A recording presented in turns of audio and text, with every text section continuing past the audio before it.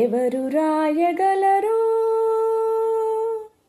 అమ్మ అను మాట కన్న కమ్మని కావ్యం?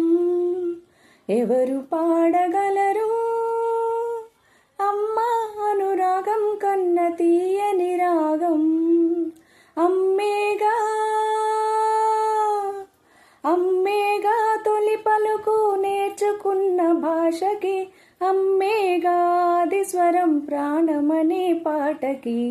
ఎవరు రాయగలరు అమ్మ అను మాట కన్న కమ్మని కావ్యం? ఎవరు పాడగలరు అమ్మ అనురాగం కన్న తీయని రాగం?